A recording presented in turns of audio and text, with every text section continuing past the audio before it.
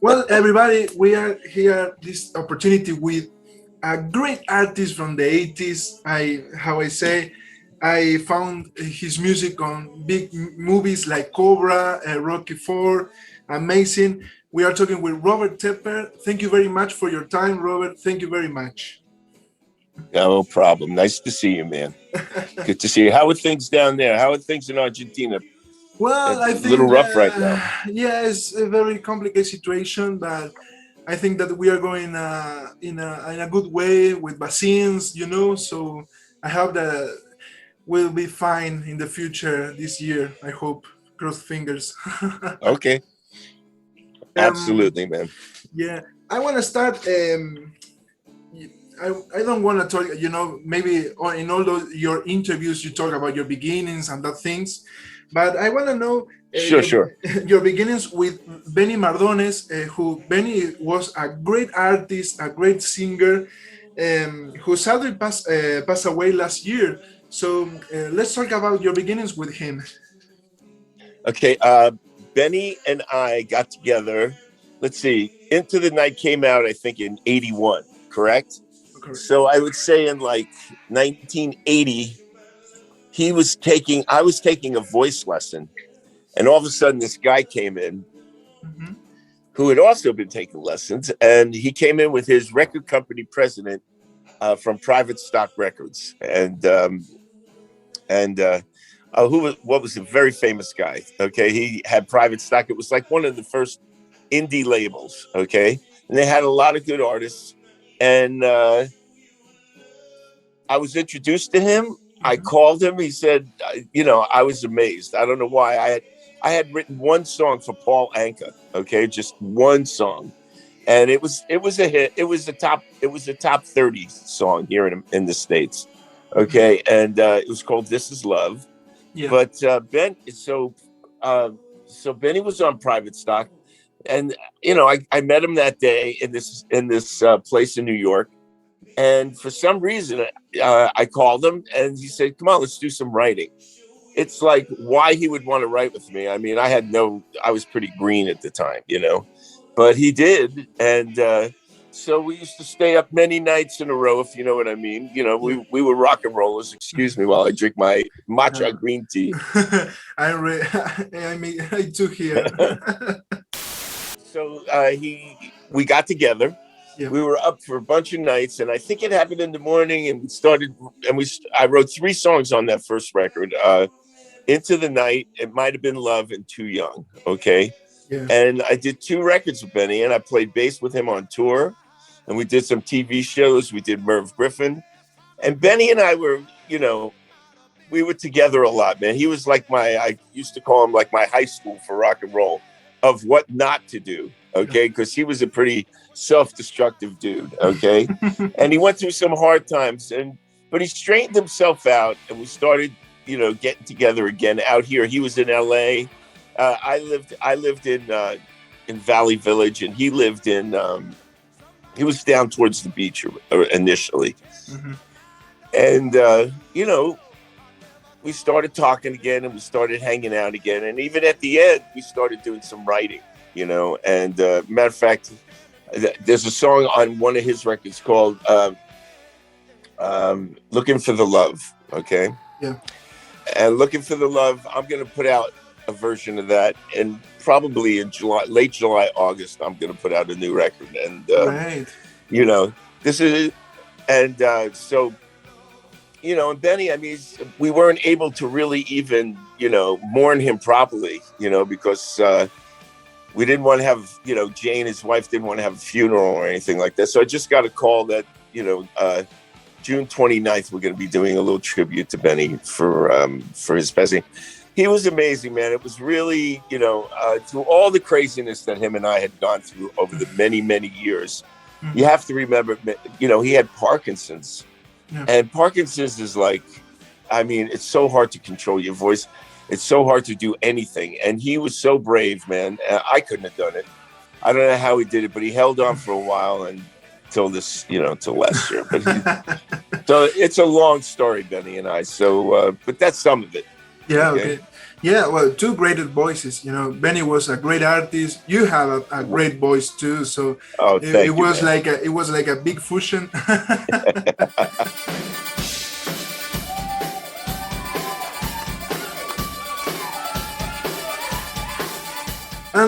Tell us about the single "No Easy Way Out." I think that that was your big hit. You know, and in your beginning in the '80s. I think that it was a great song. How did the song come about? You know, tell us about that. Okay, so No Easy Way Out was I had been signed to Scotty Brothers. Okay, and Scotty Brothers was a satellite label to CBS. Mhm. Okay, and actually, I was in working on my first record with Joe Ciccarelli producing, right? And Richie Weiss was kind of the guy who was overseeing my project. And Richie, uh, said, "Hey, Sly is up here. He's looking for music for his new movie." And they didn't say, "Hey, Robert, sit down and write a song for Rocky Four." That's not the way it happened. Yeah. They didn't ask you anything. He was up there listening to music, and to his credit, he heard the song up in their offices and said, "Hey, I want to use this." And I was really lucky. It was a blessing and a curse, but in the end, more of a blessing, because the curse part of it is that it was my first record, and No Easy Way Out was on my first record, and I wasn't allowed to release my record until Rocky Four had already turned platinum, and they had worked it. So it's like my record was done, and 3.5, 4 months later, nobody's getting too excited about my record. I mean, I got Don't Walk, I got that out, but Yeah. I'm more known for that soundtrack song than actually people going out and buying that first record. So it kind of hurt me that way. But the good news is I'm part of a franchise. You know what I mean? I'm Yeah. part of something that's going to outlive me, and that's very cool. Yeah. And tell us about your feeling when you heard that your song will be there in the movie. You know, you will. I Well, can imagine you will be very happy. I know. well, I was very, again, this is my first record. I hadn't really done a ton, Yeah. and I had worked with Benny, and now I was getting my own deal. And Joe Ciccarelli, we went in and we started cutting songs. And, um, Scotty Brothers said, "Hey, Sly was up here and he loves your song."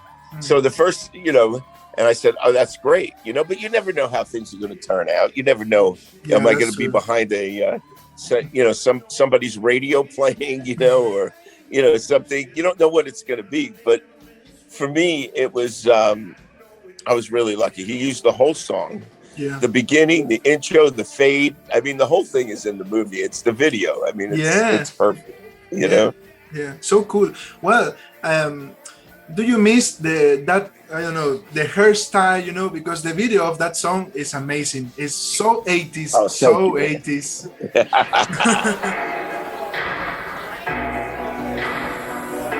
Yeah. Thank you. Well, another big hit was "Angel of the City." I love that song from the movie Cobra. Tell us about this hit because it was the second song that on Sylvester Stallone movies was amazing. Right. So for uh, that song was very interesting because I think Stallone had so much success with Rocky Four and No Easy Way Out, and Mhm. I think behind every actor is a desire to be a rock star. You know what I mean? And they love, you know, he was a fan, man. He was digging what was going on, and so he wanted to use another song, so he did the same thing. But at the time, I don't know if it was as successful as No Easy Way Out was. Okay. Um, but it's very culty movie. It was Stallone. People loved it. Yeah. And I mean, does it look as good in that movie as it does, as Rocky Four does? Rocky Four just kind of brings, you know, kind of really taps into what's going on in the movie. I guess Bridget was the angel of the city. I guess something like that. I don't know. Well, I really love that is seen on the movie with this guy from Sledgehammer. that was a big show from the 80s too. Just taking photos, Right. Yeah, so cool. Yes. And And you have to realize it was like, you yeah, know, I really like synthesizers and I liked experimenting. So, we had a lot of kind of cool, you yeah, know, I like the marriage of guitars and synthesizers. I thought that was really cool. So I think yeah, you could tell that in the yeah. production, it was cool. Yeah, very cool. And what do you miss most about the 80s? Well, I don't miss much about it because Better Than the Rest was something that I got to do, Yeah. which was if you look, I did a record called what was it? No Rest for the Wounded Heart. I think I did a record on MTA. I think it was called. It was a European label, and it was supposed to be it was supposed to be an Iron Butterfly record, right? Oh, okay. But Iron Butterfly the guys kind of disappeared, and it was like it wound up being a Robert Tepper record, right? Which it was anyway, because I was doing all the writing, I was singing. I mean, I had some great players on there though. Kenny Suarez and Derek Hilland, Yeah. and and some of the members of the original members of Iron Butterfly, Yeah. But that was like, I think that record came out before 2010. I'm not sure. So I hadn't really done an all out, excuse me. I haven't really went out and did an all out like 80s type of record, and then, till Better Than the Rest. And Better Than the Rest was my tribute to 80s music, and production with modern elements, I had a ball working on that record, I engineered it, I mixed it, and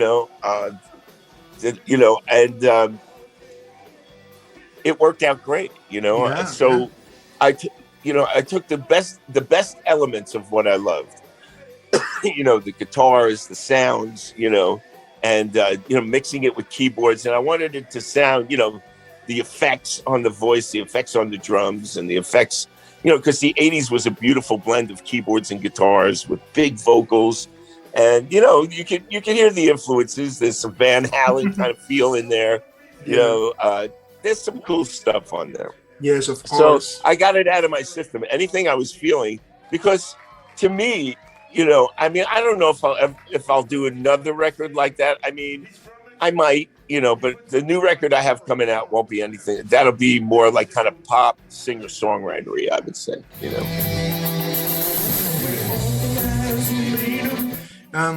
What do you think about today's music comparing to the 80s or 70s? I think there's some great music out there. I really do. I mean, I think the biggest problem today is there's so much, you know what I mean? It's like, how do you, I mean, Billie Eilish is the exception, not the rule, Justin Bieber's a pop artist, but I'm talking about like, how do you digest everything that's coming out and give its proper weight? To really break through today is incredibly difficult. I think, you either have to be on a TV show, and even the TV shows that promote people like The Voice. Can you name anybody who came off The Voice who was that major a star? You can't, and that's what all that publicity. So it's like, where are the stars coming from? And it's almost like, it's so different now, because I started with the Beatles and the Stones and all those people who were such a strong influence in my life, Yeah. And now this generation is still influenced by the music, no doubt. And there's some great music, but I just feel it's so hard to break through because there's just so much, and it's really so easily accessible, but so easily forgettable. Yeah. You can find it, but how long is it going to be around? It's like a tweet. It's like, it's so that makes it. I think it's really hard for artists now. I think it's really, really difficult. Because I mean, I don't know how much I spent on my last record, but I did it all myself. But look at Billie Eilish. Billie Eilish's whole record, her brother was such a great producer, and he's sitting in, like me, I'm sitting in my. This is, I don't know if you can see it, but this is my studio. Yeah. This is where I write, and I still write a lot and record a lot. But I mean, she did. She's doing her vocals on the couch, and that's the way it's going to be until people figure out how we're going to distribute this. I think it's still an unknown to people. I mean, I'm very happy for Billie Eilish because I feel she's so good, and but I think there's some great rock out there too that kind of gets skipped over, so it's different, it's definitely different how people go. Like, I'd say what bothers me more than anything, like, you want the music to touch people, but the clicks, how many clicks did you get? How many likes did you get? How many, and that, I'm sorry to say, that's what it's all about. I mean, even me working promotion on Better Than the Rest, I started to see that it's something else. You know what I mean? Here I am, I'm like on Facebook at 3 a.m. Hey, did you listen to my new CD? If you haven't, man, just go over and click, and click, click my ass, man. You know what I mean? It's like, it's just too much, and I feel, I don't know how it's going to all play out, but I feel like we're still watching what it's becoming, because it's definitely becoming something else, and again, music is basically free now, I'll never forget the day. What was the name of it? Fandango. No, it wasn't Fandango. It was my now 33-year-old son went in the living room. He said, "Hey, Dad, do you want to see your whole catalog?" And he hits a button, and every song of mine is there for free download. And I released, Better Than the Rest. And people are texting me, "Hey, man, they're selling with the packaging and everything out of Russia, out of here, out of here, out of here. You could go to this website and buy it." It's like, so what does that mean? It's so they're making it impossible for an artist to survive. It's what they're doing, And I mean, I'm okay because I've been doing this forever. But how do new people survive? How does that work? So that saddens me because, again, it's not really figured out how it's going. I mean, China doesn't pay anything for all the, copyright protections for intellectual properties, nothing, and the checks you make for digital downloads and stuff, here's something that totally astounds me. If you put in Robert Tepper on Spotify, it says that there are over 500,000 people listening to me every month. That's what it says. Okay. You think monetarily that shows on no, not even close, man. No. Like drop two zeros.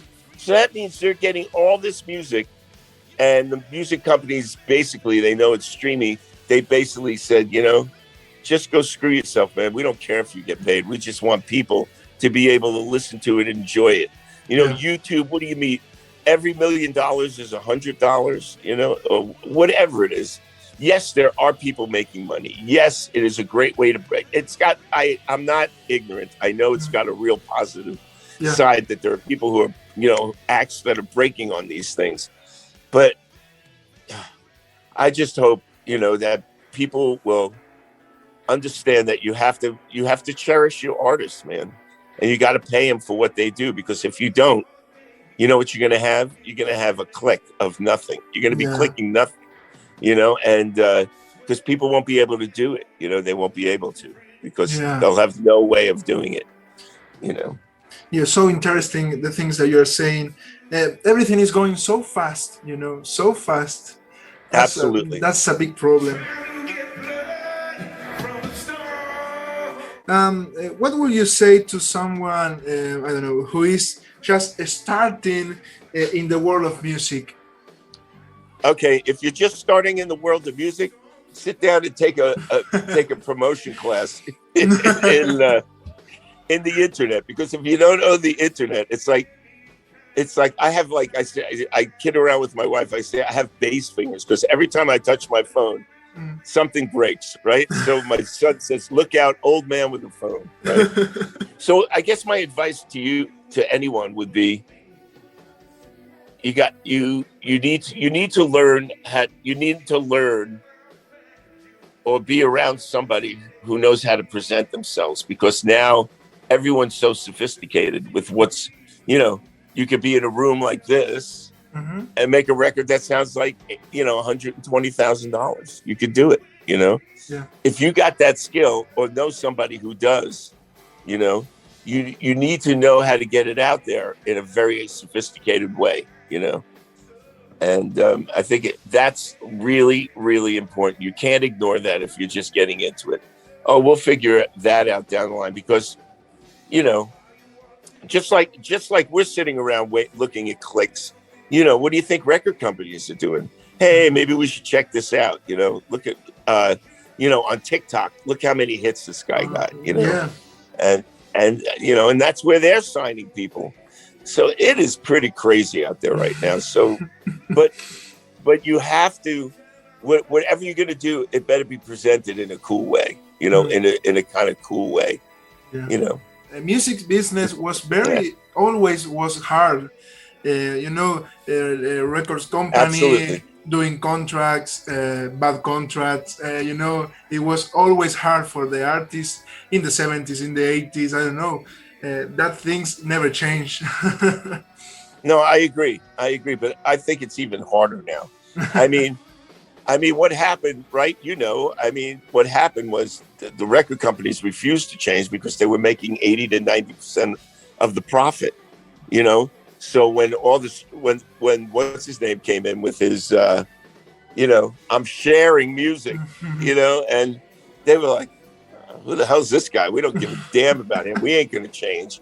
So, and Apple Music came in and took over, and all the streaming services came in, and, and they missed the boat, they're still signing people. They're still there, but I don't think they're anywhere as powerful as they used to be.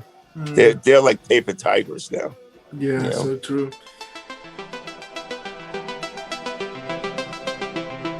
Well, just talking about business and records company, if you could go back to the past, would you change something of your life? I wish that I had a record company that, it's hard to say, because I had some stops and starts that were not great. But would I change it? I wish I had a little bit more of guidance by like, hey, we know how to get this guy what he wants. Because I feel like there was enough good music on my first record to get me further than I got, Yeah. And, but when my record came out, Janet Jackson's record came out. So who is CBS working? Yeah. If Scotty Brothers is a satellite to CBS, CBS is, no, we're working at the Fabulous Thunderbirds and the stuff that's on our label, not the shit that's like, So was Scotty Brothers a great choice for me? Again, a double-edged sword. Rocky IV, Stallone had the relationship with them. Survivor, me, da-da-da-da-da. And, would CBS have had that relationship? Probably not, Yeah, I know. So pros and cons, man. But I just wish they had put me on tour. I wish that they, but wish in one hand and in the other and see which gets first. Anyway, well, but no hard feelings. I'm still here. I'm still thinking. I understand that. Maybe it's hard because maybe you're young, you're starting in the music with a lot of illusion, and... Right. Absolutely. And you're thinking like, oh my gosh. I remember doing the Italian Academy Awards with Stevie Winwood, big time British band. I can't remember. We're all backstage and we're all doing it. And I'm singing No Easy Way Out. And I know at that point that my record company doesn't give two flying you-know-whats about me, Yeah. I knew it. I knew as I'm standing there in front of all these people and it's raining and I'm singing to them and I'm going, I don't know what I got to do now, but I got to do something. Because when I started my second record, they didn't do anything for me. Okay, it was all me, and you know, and it was I mean, look, you know, it doesn't mean anything anymore. But yes, it was hard. It was hard. I was a young guy, you know. That was the story.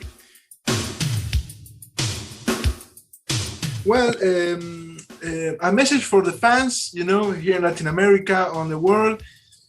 Absolutely. To todas las personas en Argentina, muchas gracias por you know, what would be, encanta mi música, ¿sí? And, you know, me encanta personas español mucho. You know, tratando to, you know, to aprender, you know, español. Estudiante todos los días, pero, you know, pero es más difícil para mí. Pero I want, you know, yo quiero to perform for you, to come to Argentina and play. Yes. Would be a dream, you know. Yes. I could see it. I could see it. It would be at nighttime. We'd have so many people. It would be beautiful. It would be a beautiful place. It would be amazing, you know. Yes. I hope in the future. I hope in the future.